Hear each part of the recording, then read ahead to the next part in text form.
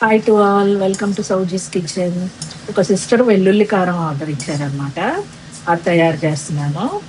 First ఏం చేస్తున్నానంటే కరివేపాకును శుభ్రంగా కడిగేసి ఆ తడంతా పోయేలాగా బాండీలో వేసి వేయించేసుకుంటున్నాను.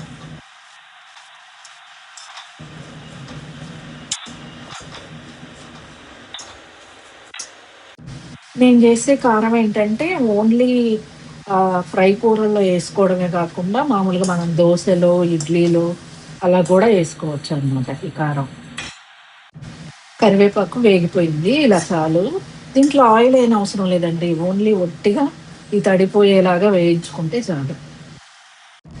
నేను ఒక 200 గ్రాముల వెల్లుల్లి రెబ్బలు తీసుకున్నాను. ఇవి పూర్తిగా పొట్టు తీసేయని అవసరం లేదు, ఇలా చేస్తే చాలు. కరివేపాకు తీసేసుకున్న తర్వాత ఒక 150 గ్రామ్స్ ధనియాలు, ఒక 75 గ్రామ్స్ జీలకర్ర వేసి దోరగా వేయించుకోవాలి.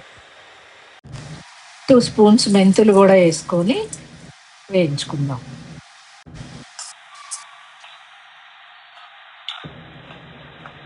హైలో పెడితే మాడిపోతాయి, త్వరగా వేగుతాయి అని అనుకుంటాం కానీ మాడిపోతాయి, సరిగా వేగవు కూడా. సిమ్లో పెట్టుకొని వేయించుకుంటే బాగా మంచిగా వేగుతాయి.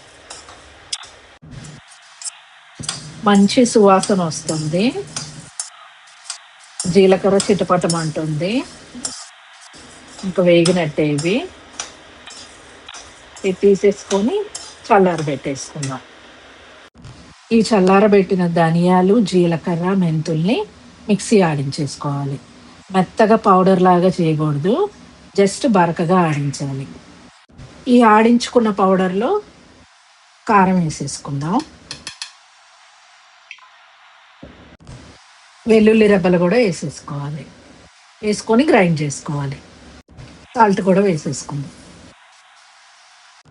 గ్రైండ్ చేసిన దాంట్లో కొంచెం కారం అట్టు పెట్టుకొని ఆ కారంలో ఈ వేయించుకున్న కరివేపాకు వేసేసి గ్రైండ్ చేసుకోవాలి. అంతే అండి, వెల్లుల్లి కారం రెడీ అయిపోయింది. ఇది ఫ్రైస్లోకి వేసుకోవచ్చు, ఇడ్లీ దోశల్లో కూడా వేసుకొని తినచ్చు. ఈ వీడియో మీకు నచ్చితే కనుక లైక్ చేయండి, షేర్ చేయండి. Please subscribe my channel. Thank you so much for watching my videos. వేడి వేడి అన్నంలో నెయ్యి వేసుకొని కారం వేసుకొని తిన్నా బాగుంటుంది.